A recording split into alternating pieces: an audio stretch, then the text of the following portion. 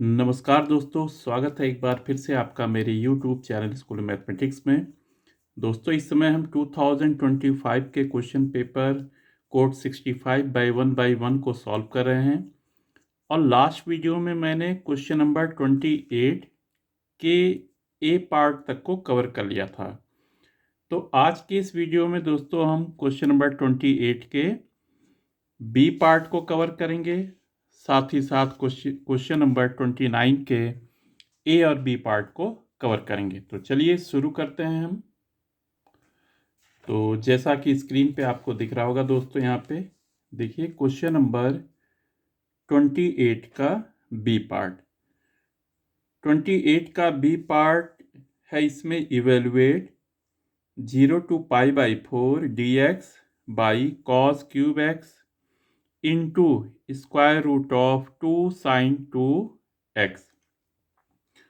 दोस्तों, ये definite integral का क्वेश्चन है और जितने भी क्वेश्चंस आज हम करेंगे उसको मैंने पहले से ही सॉल्व कर रखा है कॉपी में, समय को बचाने के लिए और अच्छे से एक्सप्लेन करने के लिए। तो चलिए दोस्तों, क्वेश्चन नंबर 28 के बी पार्ट को हम सॉल्व करते हैं।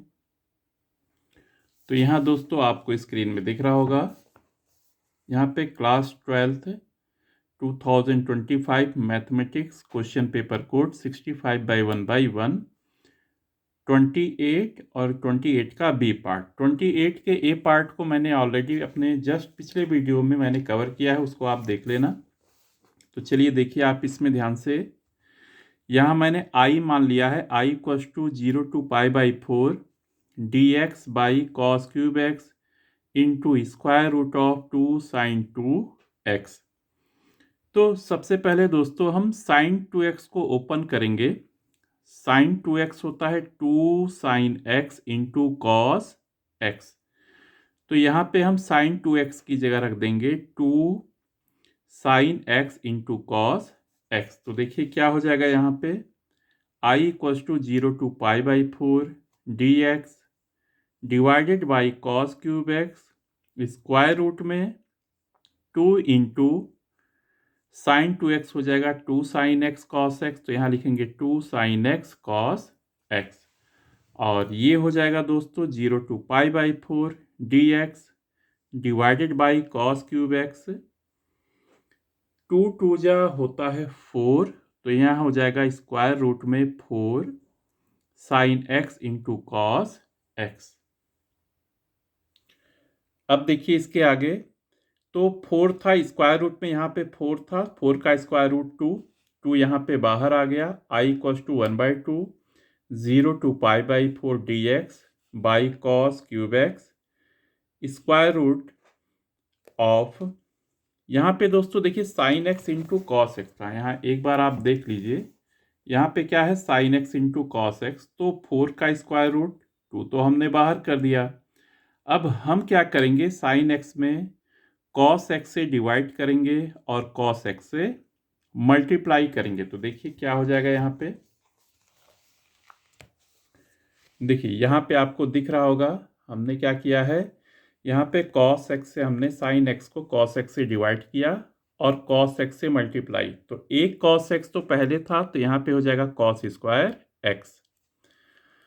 अब ये हो जाएगा 1/2, ठीक है, 0 to π/4 ठीक है, ये dx बाई, यहाँ देखिए कॉस क्यूब एक्स है तो यहाँ भी कॉस क्यूब एक्स आएगा।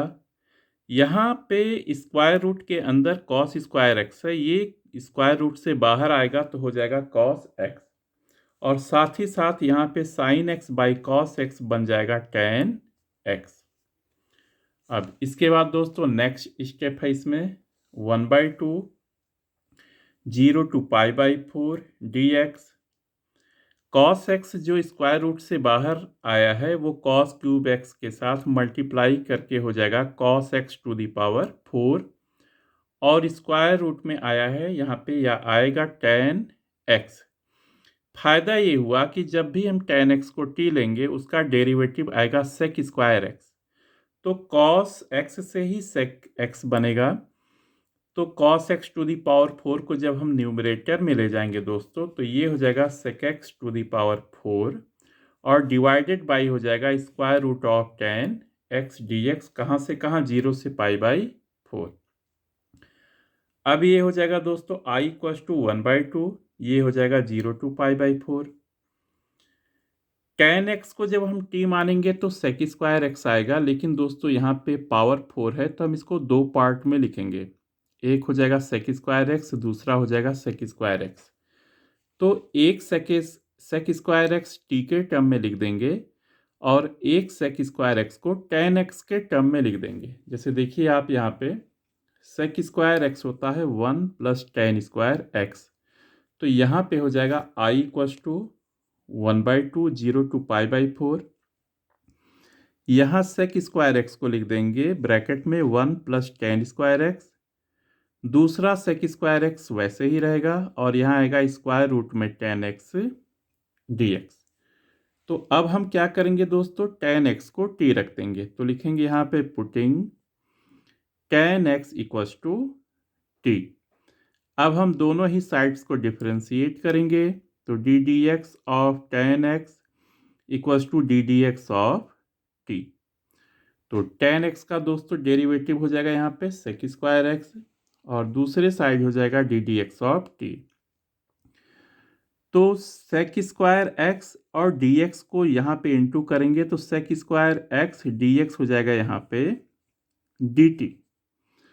तो यहाँ पे दोस्तों देखिए ये हो जाएगा हाफ 1 + tan² x, यहाँ हो जाएगा tan x t के टर्म में, तो यहाँ पे हो जाएगा 1 प्लस कितना हो जाएगा यहाँ पे 1 + t², 1 + t²। ठीक, यहाँ पे आ जाएगा √t आएगा और sec² x dx dt। लेकिन ध्यान रखना है हमें कि यहाँ पे जो लोअर लिमिट और अपर लिमिट है ये x के रिस्पेक्ट में है और नया वेरिएबल t आने पे हम लिमिट को भी नए वेरिएबल t के रिस्पेक्ट में रखेंगे। तो देखिए जब अपर लिमिट यहाँ पे π/4 है, x की वैल्यू कितनी है π/4, उस टाइम t की वैल्यू हो जाएगी या t के रिस्पेक्ट में लिमिट हो जाएगा tan π/4 1 हो जाएगा। ऐसे ही देखिए लोअर लिमिट यहाँ पे 0 है, ये x के रिस्पेक्ट में है, तो जब हम x की वैल्यू 0 रखेंगे तो इसका मतलब दोस्तों t की वैल्यू हो जाएगी tan 0 और tan 0 हो जाएगा यहाँ पे 0। तो अब हमारा लिमिट हो जाएगा 0 to 1, किसके रिस्पेक्ट में बदल जाएगा, ये t के रिस्पेक्ट में। जो x के रिस्पेक्ट में है वो किसके रिस्पेक्ट में हो जाएगा, t के रिस्पेक्ट में।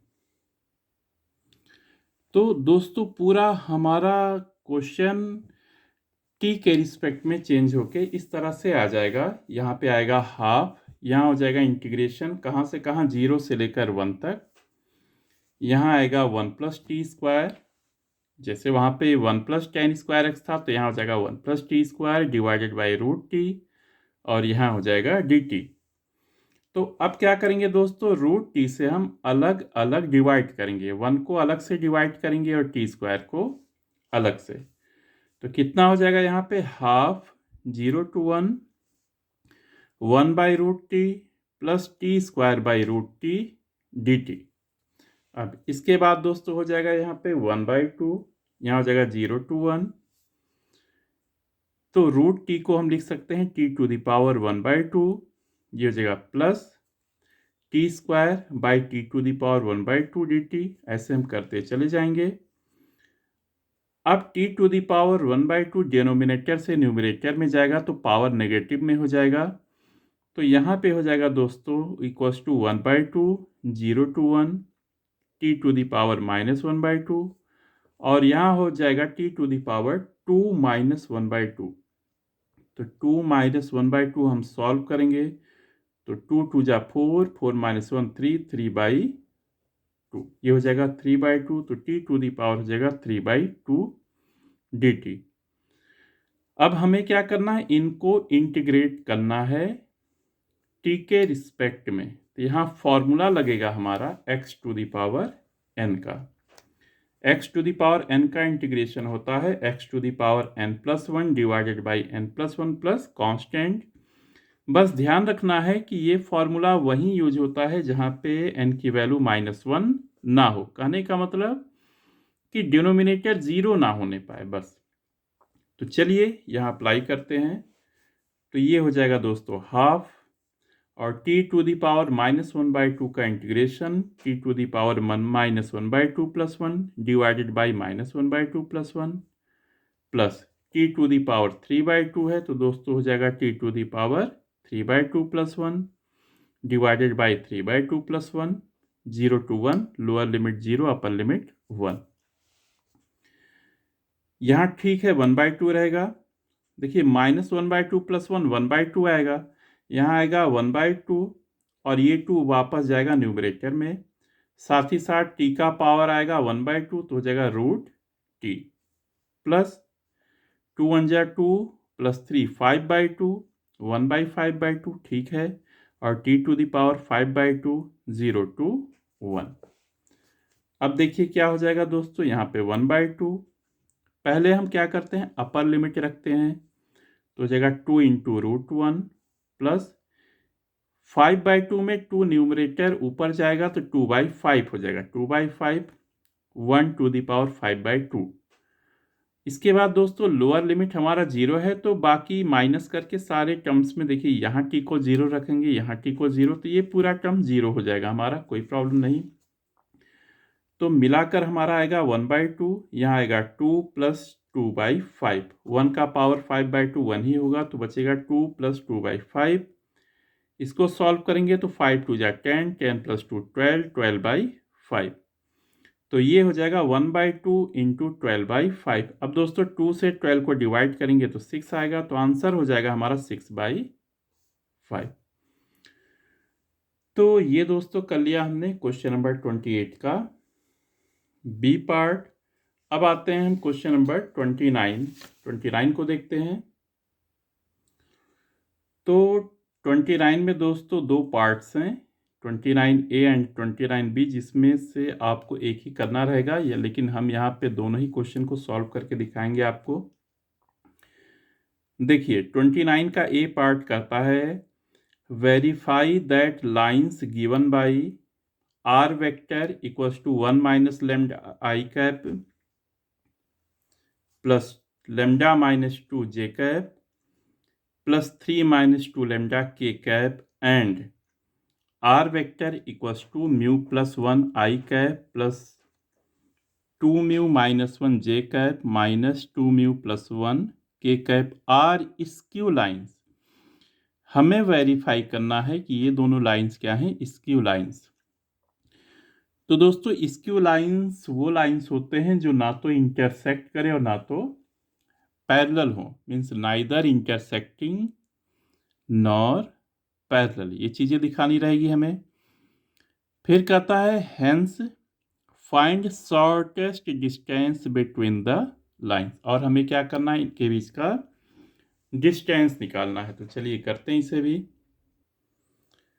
तो दोस्तों मैंने यहाँ पे देखिए क्वेश्चन नंबर 29 के ए पार्ट को पहले से नोट कर लिया है। यहाँ देखिए गिवन लाइंस आर, पहली लाइन को मैंने L1 लिख लिया है और दूसरी लाइन को L2। तो पहली लाइन है दोस्तों यहाँ पे r vector equals to 1 - λi plus λ - 2j plus 3 - 2 λ k। ऐसे ही दोस्तों दूसरी लाइन है, इसको मैंने L2 लिखा है, ये हो जाएगा r vector equals to μ + 1 i cap plus 2μ - 1 j cap minus 2μ + 1 k cap. तो जब भी लाइंस इस तरह से दिया जाए तो हम लेमडा या म्यू जो भी कांस्टेंट है उनको पहले कॉमन ले लेते हैं, अलग कर लेते हैं। जैसे मैंने लिखा है यहाँ पे राइटिंग द लाइंस, लाइंस मतलब L1 and L2 in r vector equals to a vector plus lambda b vector. ये वेक्टर फॉर्म होता है स्टैंडर्ड फॉर्म, पहली लाइन को a vector plus lambda b vector के फॉर्म में, और दूसरी लाइन है and r vector equals to a vector plus mu b vector L2। दूसरी लाइन को इस फॉर्म में लिखना है, a vector plus mu b vector के फॉर्म में। तो देखिए यहाँ पे हमने नोट कर लिया है, L1 हो जाएगा पहला, इसको आप लेमडा को अलग कीजिएगा, दूसरे से म्यू को अलग कर लीजिएगा, तो ये चीज़ आएगा। मतलब a वेक्टर की जगह पहली लाइन में आएगा i - 2j प्लस 3k, और बी वेक्टर की जगह दूसरी लाइन में पहली लाइन में आएगा -i प्लस जे -2k। ऐसे ही दूसरी लाइन के लिए पहले ए वेक्टर आएगा i - j - k plus mu, और बी वेक्टर की जगह आएगा i + 2j - 2k। अब पहली लाइन से हम ए और बी वेक्टर और दूसरी लाइन से हम ए और बी वेक्टर को लिख लेंगे। इसका मतलब पहली लाइन से हम a1 b1 नाम दे देंगे, a1 पहली के लिए 1 लगा देंगे और दूसरी लाइन के लिए 2, और दूसरी लाइन से a2 वेक्टर और b2 वेक्टर। तो देखिए फर्स्ट लाइन से हमारा क्या है आया है, a1 वेक्टर कितना आया है i - 2j + 3k, और b1 वेक्टर आया है -i + j - 2k।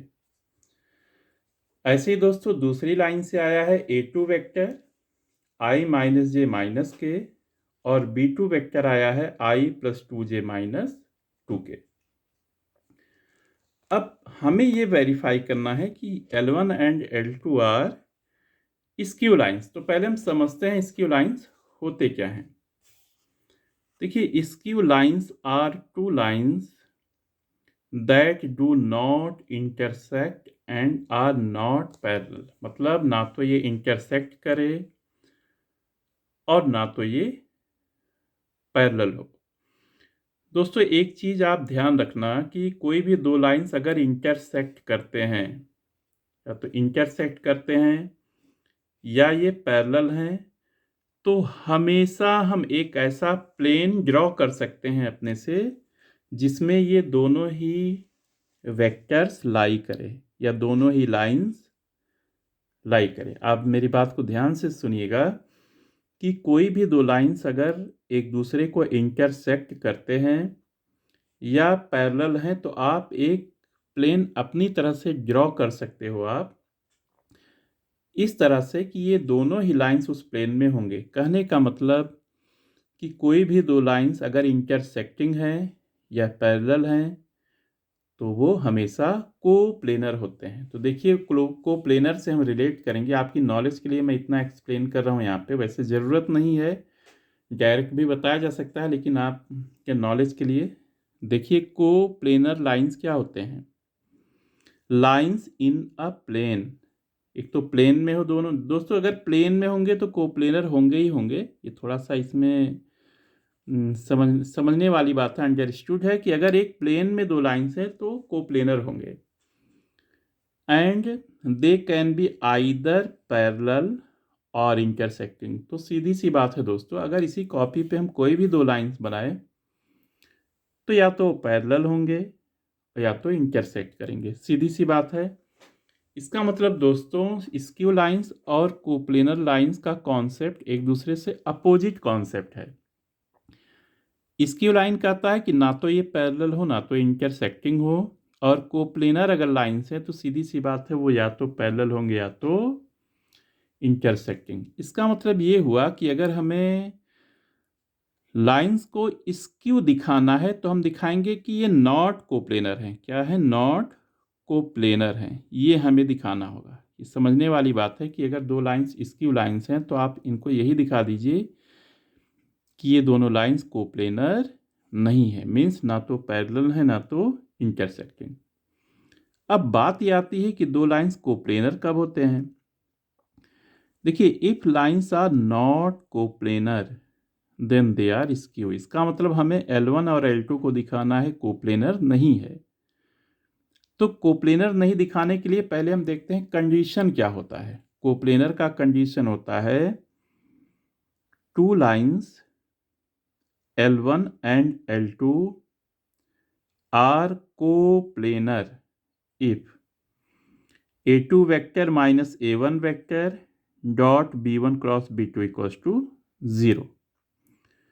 तो दोस्तों दो लाइंस कोप्लेनर कब होंगे? जब ये कंडीशन आप याद रखना, इस पे भी अलग से क्वेश्चन आता है कि दो लाइंस आपको दिए जाएंगे और कहा जाएगा प्रूव कीजिए ये कोप्लेनर है।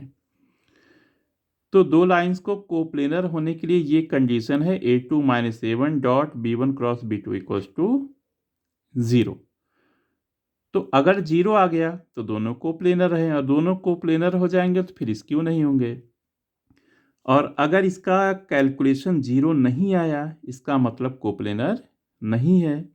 तो कोप्लेनर नहीं है तो फिर वो इसकी हो जाएंगे। तो करते हैं दोस्तों, इसको चेक करते हैं हम। तो सबसे पहले दोस्तों हम A2 vector minus A1 vector निकालेंगे। यहाँ मैंने सीधे लिख दिया है, आप अपनी कॉपी पे नोट कर लेना पहले से। तो ये A2 वेक्टर हो गया दोस्तों, ये A1 वेक्टर हो गया, i माइनस जे माइनस के, यहाँ माइनस से मल्टीप्लाई करेंगे तो minus I plus 2j minus 3k। तो दोस्तों सॉल्व करेंगे तो i minus I 0i minus J plus 2j plus J minus K minus 3k minus 4k। Next है B1 क्रॉस B2। तो B1 है minus I plus J minus 2k, cross product B2 है i plus 2j minus 2k। इसके लिए दोस्तों हम determinant का use करते हैं, 3/3 का डिटर्मिनेंट। इसका फर्स्ट रो हो जाएगा i कैप जे कैप के कैप, सेकेंड रो होगा -1 1 -2, देखिए लिखा है, और थर्ड रो हो जाएगा 1 2 -2 1 2 -2। तो इसको हम सीधे सीधे एक्सपेंशन करेंगे। जब i कैप पता है यहाँ 1 -2 2 -2 ठीक है, minus J cap first row second column को एलिमिनेट करेंगे तो -1 -2 1 -2 प्लस के कैप -1 1 1 2 -1 1 1 2। फिर आप जैसे मैट्रिक्स का एक्सपेंशन करते हैं कर लेंगे, -2 1 जा -2 -2 2 इंटू माइनस एक और आता है तो +4 माइनस +2 +2 -2 -1। तो दोस्तों ये सॉल्व करके आ जाएगा पूरा B1 क्रॉस B2 आ जाएगा। यहाँ पे B1 क्रॉस B2 हो जाएगा 2i 4 -2 2i -4j -3k। तो अब दोस्तों यहाँ पे हम कोप्लेनरिटी का कंडीशन है उसको हम अप्लाई करेंगे, A2 minus A1 dot B1 cross B2। ये हमारा हो जाएगा A2 minus A1 0i plus जे -4k B1 क्रॉस B2 ये हो जाएगा दोस्तों। वैसे दोस्तों एक चीज़ ध्यान रखना, यहाँ पे देखिए B1 क्रॉस B2 जो आया है जीरो वेक्टर नहीं आया, तो ये भी एक कंडीशन होता है पैरेलल के लिए। तो यहाँ से क्लियर है कि ये दोनों वेक्टर्स पैरेलल तो नहीं है। अब i का i के साथ डॉट प्रोडक्ट, j का j के साथ डॉट प्रोडक्ट और k का k के साथ डॉट प्रोडक्ट 1 होता है। बाकी इनके स्केलर कंपोनेंट्स को हम मल्टीप्लाई करेंगे तो 0 × 2 0 प्लस 1 × -4 -4 -4 × -3 प्लस 12। ये सॉल्व करके आएगा दोस्तों 8 जो कि 0 के इक्वल नहीं है। नेक्स्ट हो जाएगा दोस्तों, तो एक चीज क्लियर है कि ये नॉन जीरो आ गया। इसका मतलब L1 एंड L2 कोप्लेनर नहीं है, hence L1 and L2 are not coplanar. ये क्लियर हो गया। और जब कोप्लेनर नहीं है तो L1 and L2 are skew lines. ये वेरीफाई हो गया कि ये क्या है, स्क्यू लाइंस। अब हम निकालते हैं इनके बीच का शॉर्टेस्ट डिस्टेंस। तो शॉर्टेस्ट डिस्टेंस का फॉर्मूला है इसमें D = मॉड में A2 vector minus A1 vector dot B1 cross B2 by mod of B1 cross B2। तो ये तो हमारा दोस्तों कितना आया है, 8 आ गया है। ये हमने यहाँ पे देखिए कैलकुलेट कर लिया है कितना आया है, 8। अब हमारा ये B1 क्रॉस B2 आया है, यहाँ पे देखिए B1 क्रॉस B2। तो इसी का हम मॉड निकालेंगे। क्या निकालेंगे, इसी का मॉड, उसी से डिवाइड करेंगे। तो देखिए क्या हो जाएगा यहाँ पे, तो डिस्टेंस हो जाएगा दोस्तों 8 डिवाइडेड बाई √2² प्लस -4 का स्क्वायर प्लस -3 का स्क्वायर, या ये हो जाएगा 8 बाई स्क्वायर रूट में 2 का स्क्वायर 4 -4 का स्क्वायर 16 और -3 का स्क्वायर 9। तो ये पूरा सॉल्व करके दोस्तों हो जाएगा 29। तो डिस्टेंस कितना आ गया, 8 बाई √29। तो दोस्तों हमने कंप्लीट किया है क्वेश्चन नंबर 29 का ए पार्ट। और चलिए अब जल्दी से क्वेश्चन नंबर 29 का बी पार्ट भी देख लेते हैं हम। देखिए क्या कह रहा है इसमें 29 का बी पार्ट।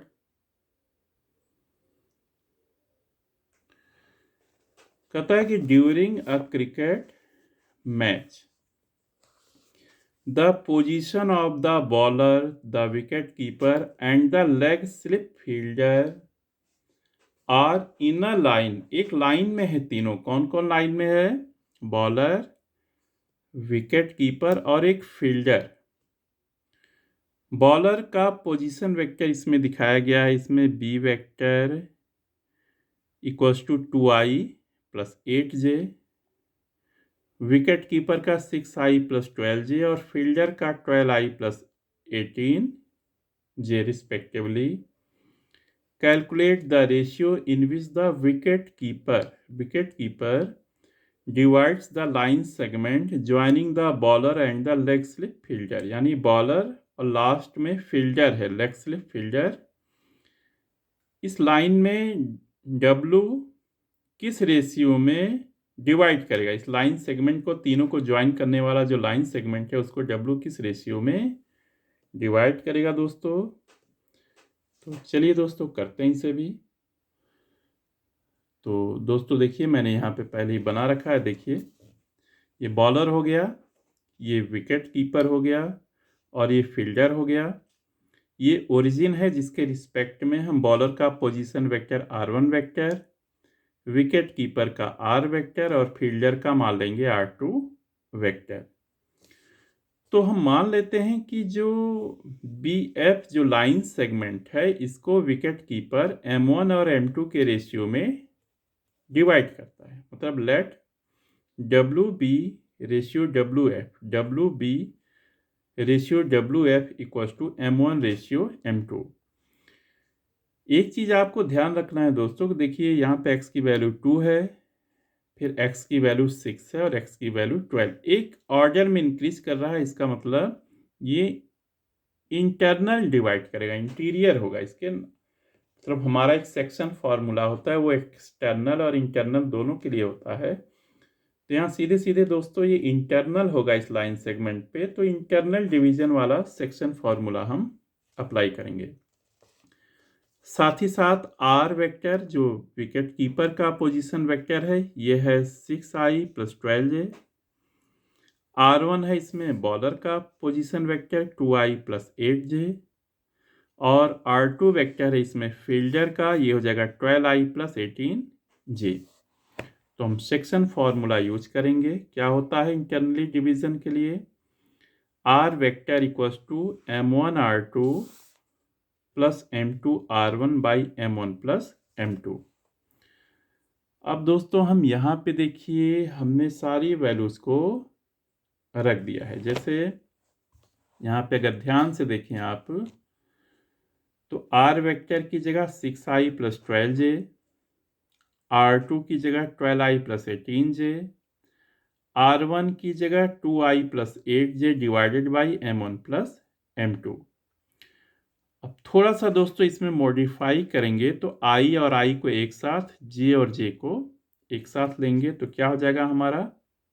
यहाँ तो ऐसे ही रहेगा, यहाँ हो जाएगा 12m1 plus 2m2 i cap plus 18m1 plus 8m2 j cap divided by M1 plus M2।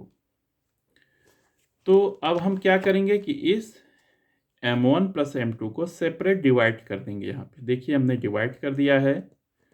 तो 6i प्लस 12j ये कितना हो जाएगा? 12m1 plus 2m2 divided by M1 plus M2 i cap plus 18m1 plus 8m2 by M1 plus M2। अब दोस्तों i और j ये vector हैं, यूनिट वेक्टर्स। इनके जो कोफिशिएंट हैं ये कहलाएंगे स्केलर कंपोनेंट्स। तो दो वेक्टर इक्वल तभी होते हैं जब इनके स्केलर कंपोनेंट्स आपस में क्या हो जाएं? इक्वल। इसका मतलब पहले वाला जो कोफिशिएंट है इसको 6 के इक्वल कर देंगे और दूसरे वाले को 12 के। वैसे दोस्तों एक ही बहुत है, मतलब या तो इसको 6 के इक्वल करके सॉल्व कीजिए या इसको 12 के इक्वल, आंसर सेम आएगा। तो चलिए हम पहले वाले को 6 के इक्वल करके सॉल्व करते हैं। तो ध्यान से देखना दोस्तों, 6 equals to 12m1 plus 2m2 by m1 plus m2 और क्रॉस मल्टीप्लाई कीजिए तो 6m1 plus 6m2 equals to 12m1 plus 2m2। अब m1 को एक साथ और m2 को एक साथ रखेंगे तो कितना होगा यहाँ पे देखिए 6m2 माइनस 2m2 और यहाँ 12m1 माइनस 6m1।